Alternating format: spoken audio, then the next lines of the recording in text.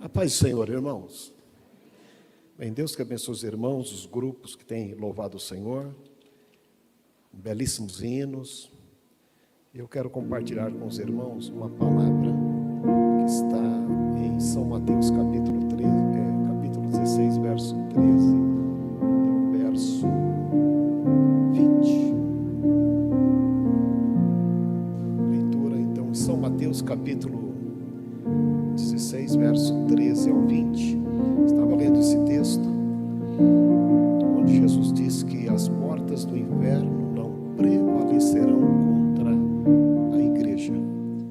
Jesus disse estas palavras lá em Cesareia de Filipe, ou Cesareia de Filipos, e eu quero ler com os irmãos. Mateus capítulo 16, verso 13 em diante, na tradução aí da igreja.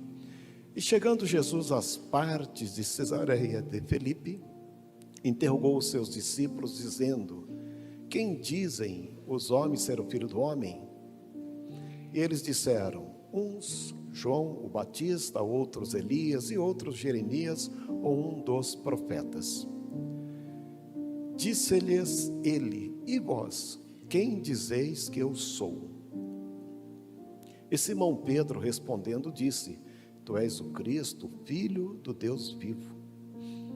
E Jesus respondendo disse-lhe: bem-aventurado és tu, Simão Barjonas, porque tu não revelou a carne e o sangue, mas meu Pai que estás nos céus.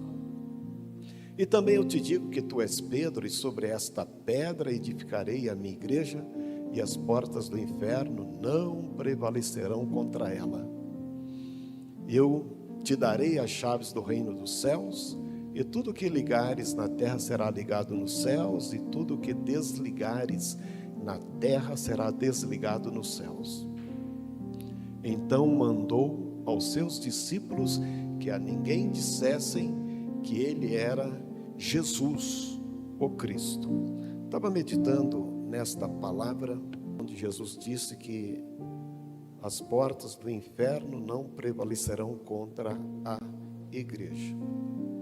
Jesus, após ter realizado alguns milagres e na companhia dos seus discípulos, se dirige para a região de Cesareia de Filipe, ou então Cesareia de Filipos. Ali, naquele lugar sombrio, terrível, conhecido como o lugar da entrada do Hades, ou da porta do inferno, Jesus faz essa pergunta de sondagem aos discípulos, sondagem no sentido de levantamento de campo, para saber a respeito do que as pessoas pensavam sobre ele. O que o povo está dizendo ao meu respeito? Ele faz esta pergunta aos discípulos. E os discípulos então respondem: mestre, uns pensam que tu és o João Batista.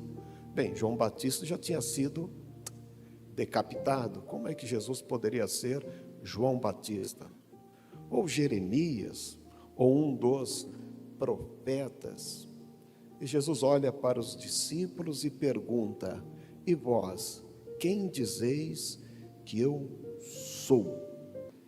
E Pedro dá uma resposta direcionada por Deus, dizendo: tu és o Cristo, o Filho de Deus. Bem, Jesus sabia da resposta de Pedro, porque ele era onisciente, era o Emanuel, Deus conosco. Ele sabia o que estava no coração de todos os discípulos, e ele tinha um propósito para levar os seus discípulos para aquele lugar. Jesus era o mestre, era o professor dos seus alunos, dos discípulos, e queria conduzi-los para dar uma lição, ou seja, para trazer uma revelação para os seus discípulos, porque é a primeira vez que Jesus de fato se revela como Filho de Deus, e no pior lugar possível da terra, conhecido como a terra do povo de Deus. Obrigado. Cesareia de Filipe. Jesus leva os discípulos para dar uma revelação em um lugar sombrio. É interessante, né, quando você vai lendo o texto, procurando entender por que é que Deus quer revelar coisas em lugares sombrios ou nos momentos sombrios da nossa vida.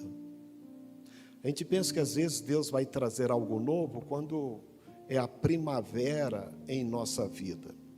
Às vezes Deus quer revelar algo novo exatamente no ambiente mais difícil possível de nossa vida. Por isso que milagre, ele só existe quando o caos está instalado. Deus nunca fará milagres sem que um caos esteja instalado. Jesus então leva os seus discípulos, faz essa pergunta, uma pergunta direta para eles, e Pedro dá esta resposta interessante, uma resposta reveladora no local conhecido como as portas do inferno.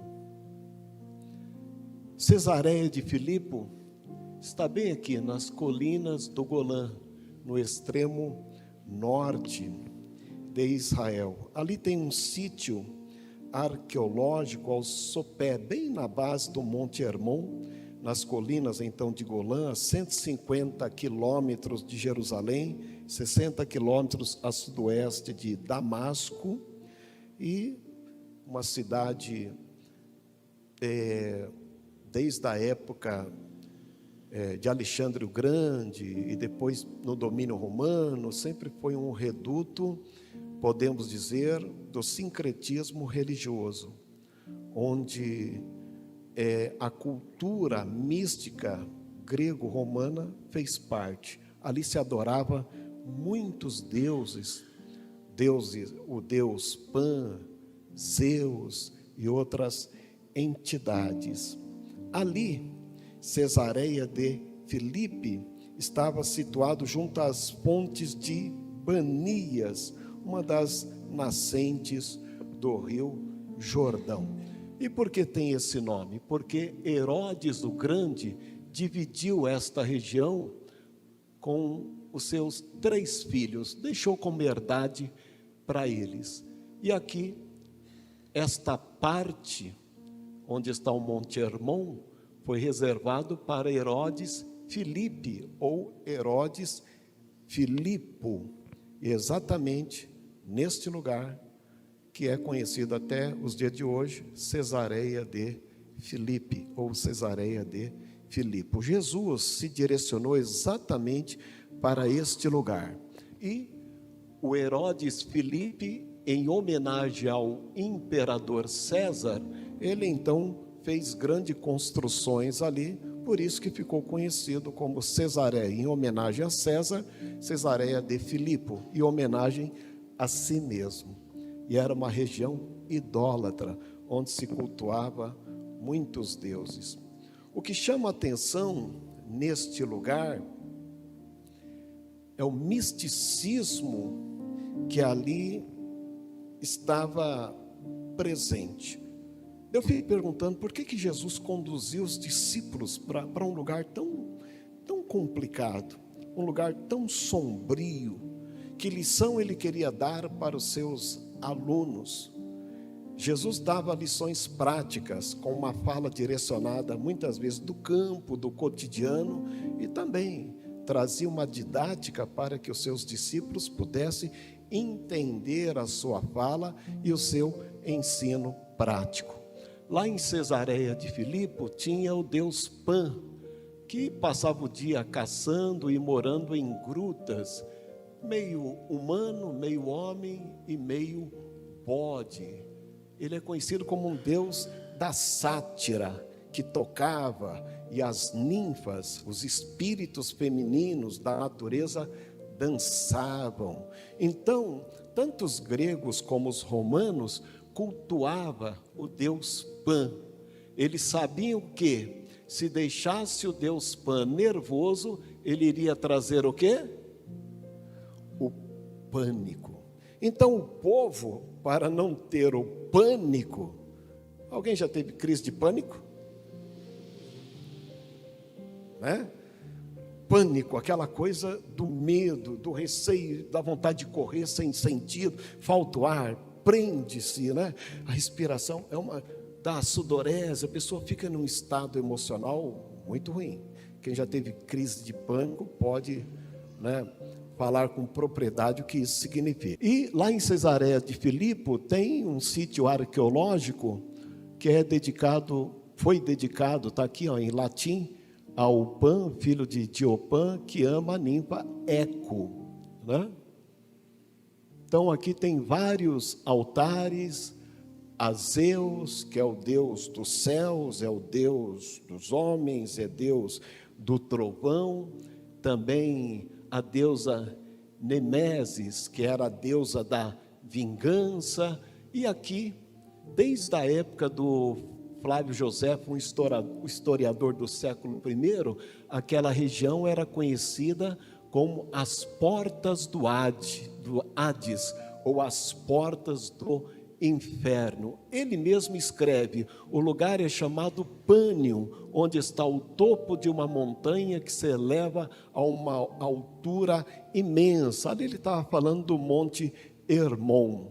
E Flávio Josefo vai descrevendo, ao seu lado abaixo, no fundo, uma caverna escura, se abre em si, dentro do qual existe um precipício horrível, que desce abruptamente a uma vasta profundidade.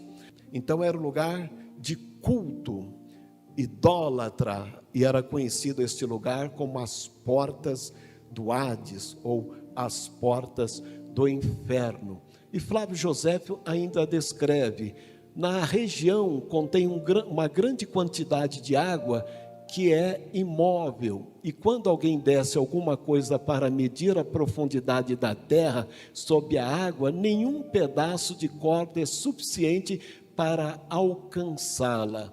Por que Jesus levou os seus discípulos para lá? Qual foi o objetivo dele? Jesus conhecia muito bem este lugar, os discípulos conheciam muito bem este lugar, e todo judeu evitava este lugar, conhecido como as portas do Hades, ou as portas do inferno. E Jesus então pergunta para os discípulos: e vocês, o que dizem a meu respeito? O que vocês dizem quem eu sou? É verdade que o povo dizia que Jesus poderia ser João Batista, Elias, Jeremias ou algum dos profetas, mas Jesus estava fazendo agora uma pergunta para os discípulos, porque Jesus sabia o que o povo falava a respeito dele. Jesus sabia que o povo era místico. Nos dias de hoje, o povo é místico ou não? Jesus sabe o que o povo pensa das questões dos céus, da vida, da morte. Jesus sabe que o povo está envolvido no misticismo, no sincretismo. Jesus queria ouvir daqueles que o seguiam. Jesus está perguntando para nós: eu não estou interessado no que o povo pensa sobre mim, eu estou querendo uma resposta do que você pensa a meu respeito. Essa mesma pergunta ecoa nos dias de hoje. Jesus está perguntando: o que você pensa a meu respeito? O povo pagão servia os deuses, e o povo de Deus, os hebreus, os judeus, cultuavam o misticismo, acreditavam até mesmo em reencarnação. Acreditava que Jesus era João Batista, Elias, ou então um dos profetas, que era Jeremias. Quando o povo de Deus não tem Bíblia, pode migrar para o misticismo, pode migrar para o sincretismo, misturar cristianismo com um monte de coisa. Por isso que tem hoje cristãos por aí que recorrem ao horóscopo, às simpatias. Jesus está perguntando para os seus discípulos direto, aqueles que se preocupam em aprender com ele: eu quero ouvir de você o que você pensa a meu respeito. Foi esta pergunta que Jesus fez para os discípulos, conduzindo eles até perto, Sabe de onde? Da porta do Hades. Esse texto me chamou muita atenção, porque o povo é o povo, com seu sincretismo. O povo de Deus, se não tomar cuidado, também pode ir na mesma linha do sincretismo e do misticismo. Jesus estava perguntando para os discípulos que seguiam ele: olha, depois de vocês terem visto tudo, o que vocês pensam a meu respeito? Será que o que eu ensinei já foi suficiente? Será que o que vocês viram já foi suficiente? Será que vocês já têm uma leitura certa a meu respeito? E como é que a gente sabe que uma pessoa não tem uma leitura fundamentada na palavra de Deus? Quando, por qualquer coisa, ele se esvai, ele se esmorece, ele amarela na fé, ele congela-se. Por quê? Porque ele não recebeu o ensino genuíno do Cristo. Jesus, depois de ter ensinado os seus discípulos, ele pergunta para os seus discípulos: eu quero ouvir de vocês. Jesus está perguntando para nós nesta noite: o que vocês pensam a meu respeito? O que vocês já aprenderam a meu respeito? Tudo aquilo que vocês viram já foi suficiente? Tudo aquilo que vocês provaram já foi suficiente? A palavra ouvida já foi suficiente? O toque do Espírito Santo já foi suficiente? Você já está resolvido a meu respeito? Ou ainda, dependendo da situação, dependendo, do lugar sombrio que você possa passar, você vai perder a fé? Essa pergunta é para nós nos dias de hoje. Em quem nós estamos colocando nossa esperança? Em quem o mundo está pondo as suas esperanças? Os judeus esperavam homens, profetas, pessoas que resolvessem os problemas deles em relação ao Império Romano. Outros esperavam dos deuses soluções dos seus problemas com libações. Hoje nós vivemos dias semelhantes. Pessoas que entram na presença de Deus para entregar para Deus libações, querendo receber respostas naquilo que lhe convém. E outros, muito distante de Deus, em uma idolatria tal, criando um mecanismo de aproximação com um divino que não existe, porque aqueles deuses não existiam, foram criados por mente humana. A mente humana é capaz de criar deuses para si. Os anseios humanos podem construir divindades. Os gregos foram expertos nisso. Eles criaram deuses para todas as situações da vida. Eu posso construir um Deus que me convém, um Deus que responda os meus anseios, um Deus que venha de encontro às minhas necessidades.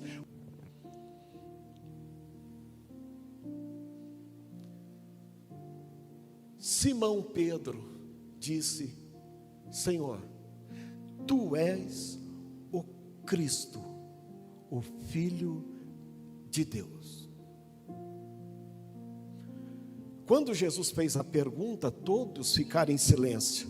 Somente Pedro se coloca em pé para responder, para dar uma resposta por inspiração divina.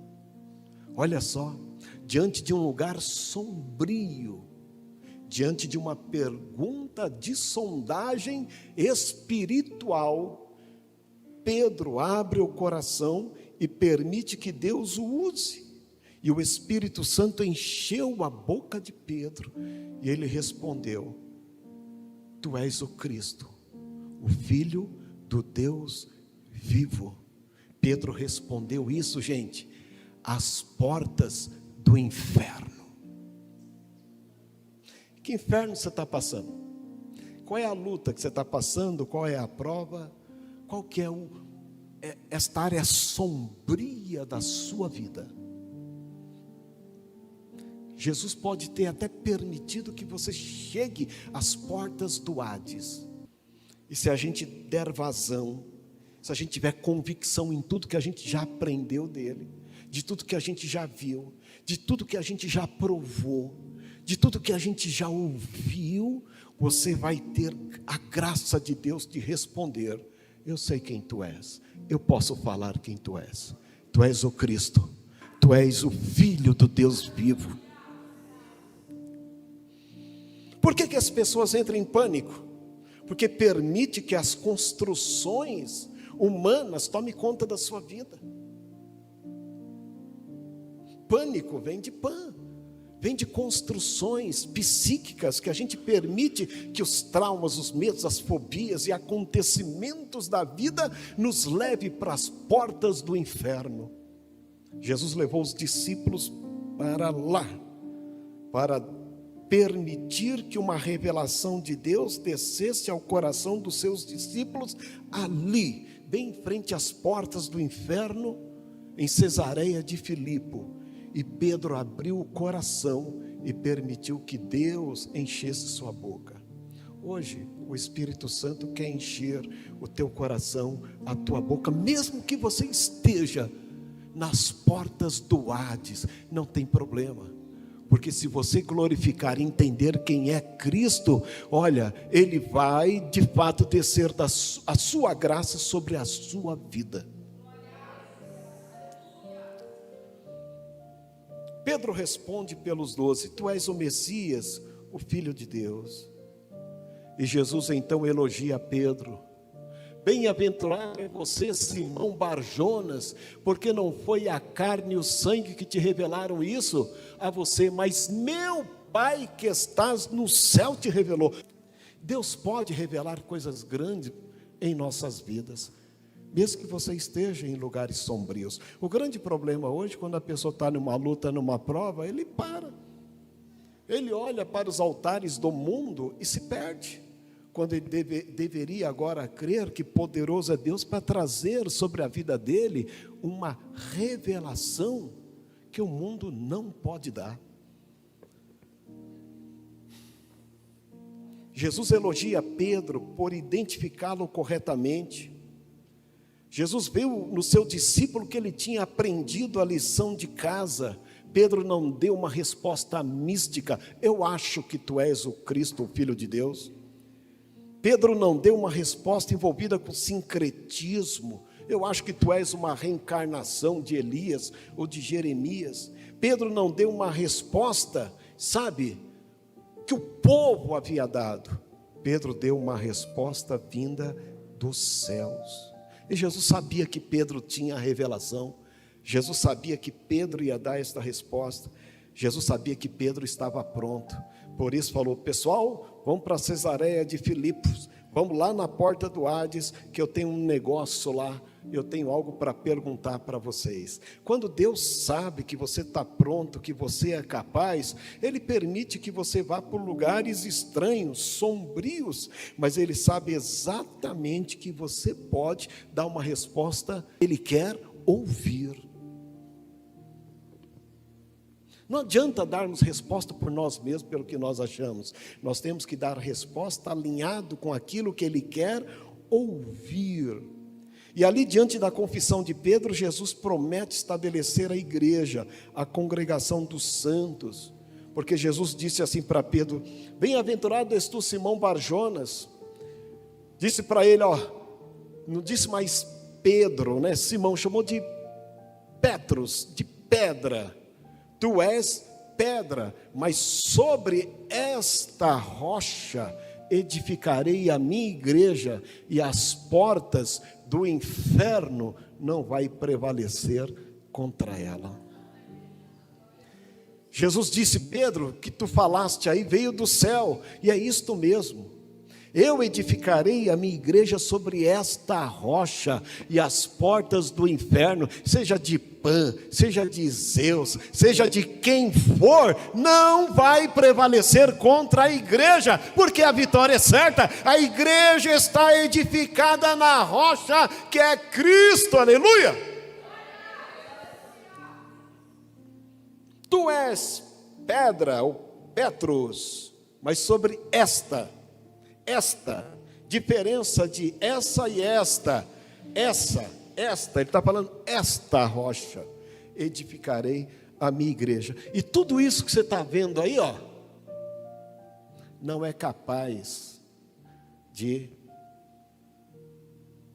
desbancar o projeto, o propósito que eu tenho com aqueles que eu estou chamando para compor a família de Deus. Por isso que os crentes estão guardados em Cristo. Por isso que os crentes, quando assumem a palavra de Deus, não tem pânico. Jesus disse: eu vos dou a paz, não dou como o mundo a dá. Eu vos dou a paz. E a paz que Ele dá é uma paz que de fato tira de nós toda a ansiedade, todo o medo, todo o pânico das construções humanas, dos desgastes psíquicos que a vida produz. Jesus disse: eu edificarei a minha igreja sobre esta rocha. E tudo que você está vendo aí, ó, é balela. Você tem medo do quê? Será que nós ainda como cristãos achamos que Pan existe? Que as ninfas estão dançando por aí? Nós cremos piamente que a igreja está alicerçada sobre a palavra do Cristo. Eu te digo que tu és Pedro, e sobre esta pedra, rocha, edificarei a minha igreja, as portas do inferno não prevalecerão contra ela. E Jesus, ele tinha certeza disso. Ali Jesus se mostra o Filho de Deus, a primeira vez que ele se mostrou como o Filho de Deus. Até então Jesus não havia dito que ele era o Filho de Deus. Ele já havia curado a sogra de Pedro, já tinha libertado o endemoniado, já tinha acalmado uma tempestade. Jesus já tinha curado, inclusive em Cesareia de Filipe, a mulher do fluxo de sangue. Mas ele nunca disse que ele era o Filho de Deus. Ele leva os discípulos para aquela região sombria e ele faz a pergunta. E Pedro, por divina revelação, diz: tu és o Cristo, o Filho de Deus. E ali Jesus toma posse e fala: é verdade, Pedro, o meu Pai te revelou isto, eu sou de fato, e sobre esta rocha as portas do inferno não prevalecerá contra a igreja. E não somente isso, a igreja crescerá e o evangelho será anunciado em Jerusalém, Judeia, Samaria, até os confins da terra. Onde é os confins da terra? Parque Maria Helena do Capão Redondo. Por que o evangelho chegou aqui? Chegou porque é promessa dele. Promessa dele.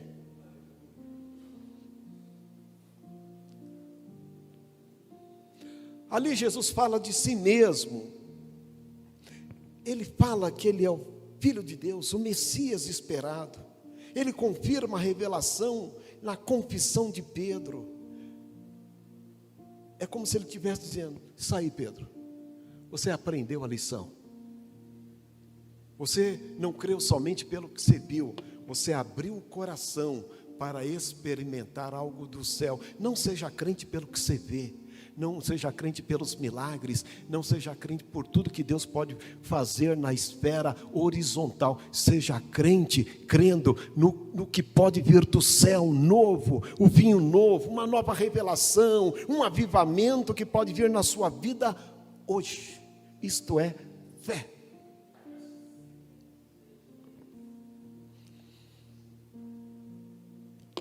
E o evangelho então foi pregado em Jerusalém, Judeia, Samaria, até os confins da terra. E a palavra de Deus diz, confirmado pelos apóstolos, por exemplo, o apóstolo Paulo, em Efésios capítulo 2, verso 19, 22, ele diz: assim que já não sois mais estrangeiros nem forasteiros, mas concidadãos dos santos e da família de Deus, vocês agora são edificados sobre o fundamento dos apóstolos, ou seja, a pregação deles a respeito de Cristo e dos profetas, e de que Jesus Cristo é a principal pedra da esquina, na qual, ou no qual, todo edifício bem ajustado cresce para templo santo no Senhor. Jesus é esta rocha, confirmado pelos apóstolos, e nós estamos edificados sobre esta rocha, e não há inferno que possa prevalecer sobre a sua vida. Você pode ter desgastes na vida em diversas áreas, mas a sua fé estará alicerçada nos fundamentos dos apóstolos, que é exatamente o ensino sobre a pedra principal de esquina que os judeus desprezaram, mas onde a igreja se fundamentou. O apóstolo Pedro, no capítulo 2 da sua carta, primeira carta, no versos 5 e 6, o que ele diz para a igreja?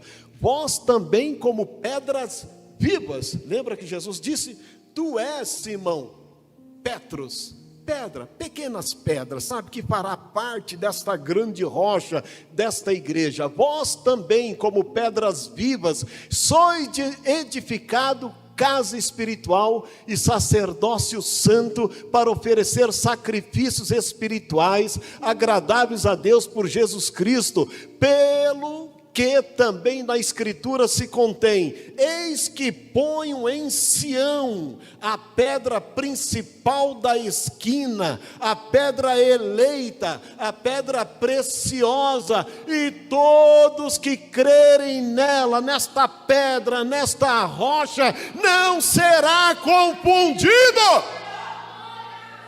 Você anda em confusão ainda? Então você não é pedra viva, edificada sobre essa rocha, sobre essa pedra maior.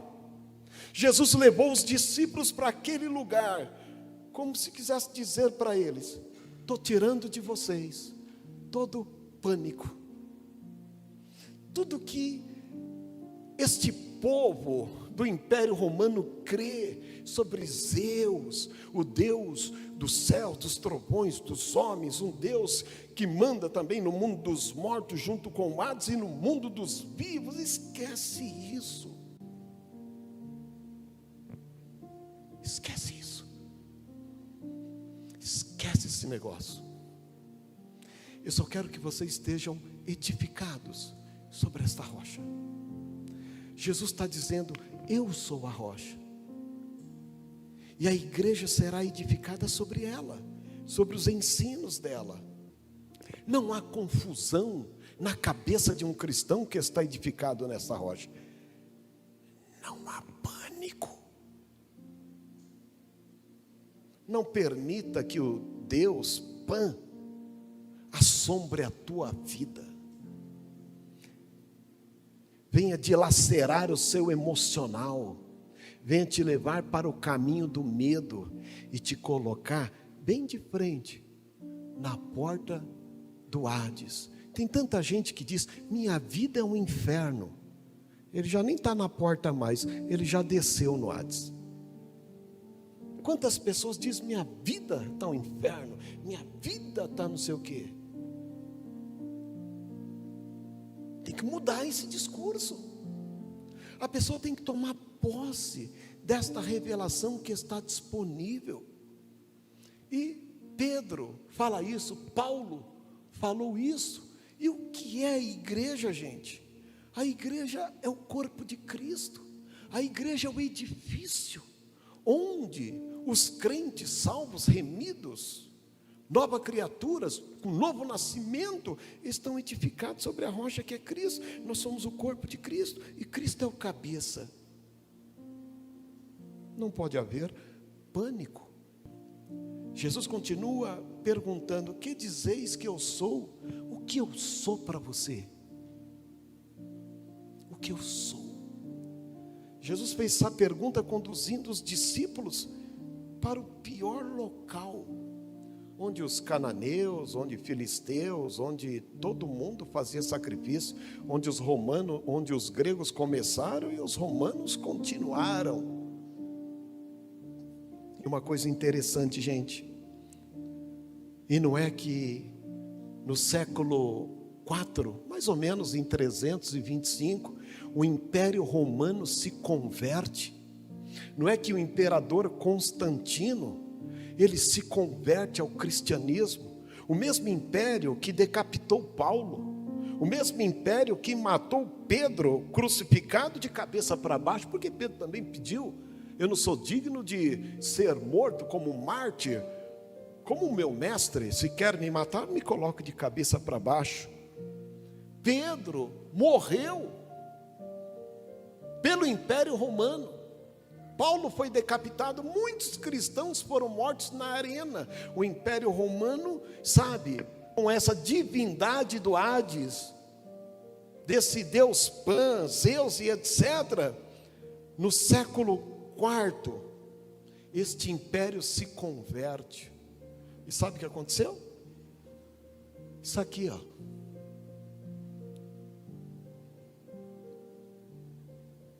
O templo de Pan, de Zeus e Nêmesis e tantos outros foram destruídos. O cristianismo, a partir do momento que invadiu o Império Romano e Constantino se converte, o Império Romano passa a ter o cristianismo como uma religião oficial do Império. Os templos dos deuses foram destruídos, e os que não foram destruídos foram convertidos em templos cristãos. E não é que Jesus estava certo. As portas do inferno, do Hades, não vai prevalecer contra a igreja, porque ela vai estar estabelecida, edificada sobre a rocha. E quem é a rocha? É o que Pedro respondeu: o Cristo, o Filho de Deus. O cristianismo desbancou tudo que era idólatra, tudo que era envolvido paganismo, misticismo, sincretismo dentro do Império Romano. O cristianismo pôs em ordem o que Deus de fato esperava do seu povo. Isso se cumpriu em nós, através de Cristo. Hoje nós não temos deuses, nós temos Elohim, que é um Deus triuno. Nós temos Cristo como a rocha, e nós estamos edificados e seguros sobre esta rocha. E se vier a tempestade, pode bater contra nós, porque nós estamos edificados sobre a rocha. Agora, se edificarmos sobre a areia do Deus Pan, de Zeus e tantas outras coisas que tem por aí, quando vier a luta, a prova vai derrubar. Por mais que você construa um castelo bonito, se for sobre a areia, filho, vai cair. Agora, se for sobre a rocha, as portas do inferno não vai prevalecer. Até o Império Romano sucumbiu. O que Deus não pode fazer na vida de alguém que edifique a sua fé sobre a rocha que é Cristo?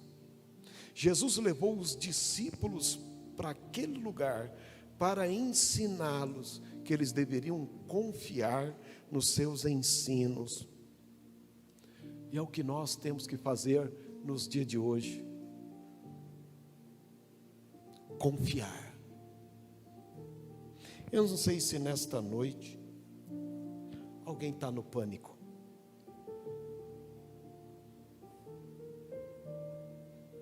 Fobias. A gente pode ter apreensões, expectações. Isso aconteceu com Jesus. Ele, diante da morte, ele teve a expectação de tudo que iria acontecer. E ele fala do cálice que ele ia tomar.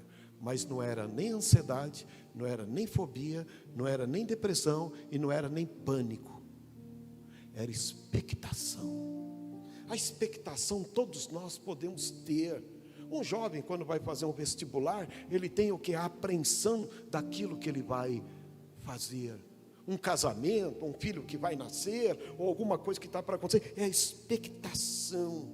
Mas quando a gente entra no profundo, que a gente mesmo constrói, a gente constrói um abismo para nós mesmos. Daqui a pouco, a gente mesmo construiu as portas do Hades. Jesus levou os discípulos até aquele lugar para ensiná-los que as portas do Hades e do inferno, criado pela mitologia grega e depois assumida pela crença romana, não era nada podia fazer diante daquilo ou da revelação nova que ele estava trazendo.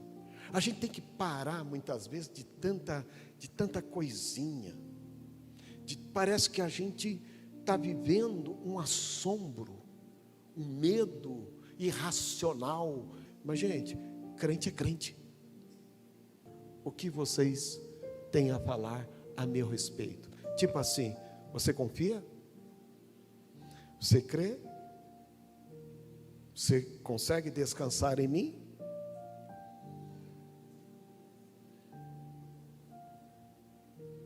Jesus ensinou os discípulos no pior local que eles poderiam entender o que a igreja é capaz de fazer ou ser quando ela está edificada em Cristo. Chegou um tempo da gente sair fora das construções humanas, construções que os homens criam. Zeus criado pelos homens, Pan criado pelos homens, Afrodite, e assim por diante, Diana, e vai indo, Dionísio, e vai. A gente cria até mesmo gurus para nos ajudar. A gente cria mecanismos para nos tirar de certos desesperos. Jesus, ele olha para nós e fala o seguinte: eu sei de tudo que o ser humano é capaz de criar, mas se você permitir que Deus te revele, sabe, o meu propósito nesta terra, o meu propósito a teu respeito, você vai descansar, porque você será edificado sobre esta rocha. O que precisa hoje é colocar os pés sobre a rocha, assumir uma posição de estar alicerçado na rocha, que é os ensinamentos do Cristo, e viver uma vida cristã sadia, do novo, descansando na mansidão, na bondade, na benignidade de Deus. Hoje é uma noite curativa. Talvez você esteja na porta do Hades. Você sabe que o Hades, ele existe de fato, mas não na visão grego-romana. Jesus levou os discípulos a Cesareia de Filipe para tirar deles todo o assombro, para falar para eles o que a igreja é capaz nesta terra. Por quê? Porque o cabeça é Cristo. Aqui está a igreja, o cabeça sobre nós é Cristo, e nada o inferno pode fazer a teu respeito, enquanto você estiver em Cristo. Ficamos em pé. Não há inferno que prevaleça, se você como membro da igreja crer, e você ainda, que não entregou sua vida a Cristo, você poderá usufruir disto. Viver uma vida de paz, uma vida de paz interior, de uma crença sadia, porque para isso Jesus veio. Qual é o teu pavor? Hoje Jesus veio visitar a Cesareia do Filipe, dizendo, ó, esse abismo aí, ó, seja edificado nas boas novas a respeito dele, da salvação, da vida eterna. Eu quero orar por você nesta noite, mas você sabe o que está gritando dentro de você. Eu quero orar por você. Se alguém está em nosso meio que tem pânico, vem aqui à frente. Se alguém tem um desequilíbrio emocional enorme, vem aqui para frente. Hoje é uma oportunidade, você ser liberto disso. Ter uma vida leve. É como se Jesus está dizendo, saia deste inferno, se você quiser. De repente você veio nesta noite perguntar sobre isso. Esta é a resposta de Deus para a sua vida. Jesus poderia trazer esse ensino, não levando os discípulos para Cesareia, mas o ensino tinha que ser prático. O ensino tinha que ser algo contundente. A didática dele tinha que ser uma didática, sabe, confrontadora, de libertação.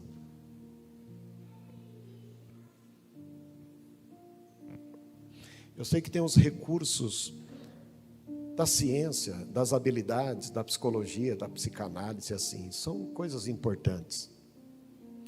Mas esse desequilíbrio,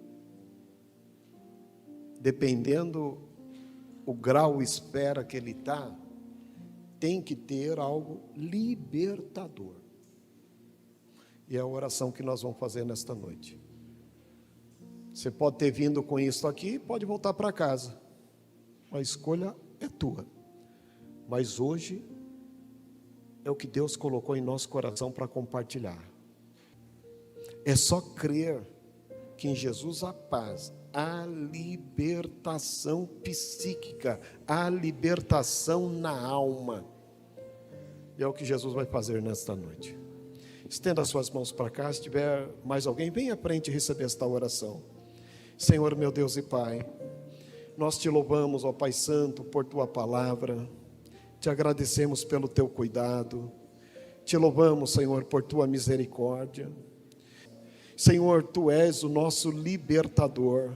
Senhor, diz a tua palavra, quem crer na tua palavra, na verdade, ela é poderosa para libertar. Senhor, neste momento nós nos unimos em oração, que o Senhor possa entrar com providência agora, Senhor, que o Senhor possa, Senhor, estender as tuas mãos sobre essas vidas de graça, Pai Santo. O Senhor conhece a estrutura da alma, o Senhor conhece a estrutura, Senhor, psíquica de cada um de nós, das nossas apreensões, dos nossos medos, ansiedades, fobias, pânicos, depressões, mas o Senhor é poderoso, Senhor, para intervir, porque estas questões, Senhor, são questões humanas, terrenas, ó Pai, que são construídas, Senhor, em nossa alma, em nossa psique, em nossa mente, mas a tua palavra, como uma espada de dois gumes, Senhor, ela é poderosa para entrar na divisa da alma, do espírito, das juntas e medulas, ó Pai. Agora, Senhor, segundo a tua palavra, nós oramos por estas vidas, Senhor, que haja libertação, que haja, Senhor, um descansar, que haja, Senhor, uma paz, ó Pai, que vem de Ti, que procede de Ti, gerada pelo Teu Espírito. Nós tomamos posse, Senhor. Nós cremos que a igreja está alicerçada, edificada sobre a rocha, Senhor, e tudo que é contrário, que cai agora por terra, em nome de Jesus, e dá saúde, Senhor, na alma, na mente, Senhor, que haja paz, segurança, em nome de Jesus, aplauda o Senhor, faça isso.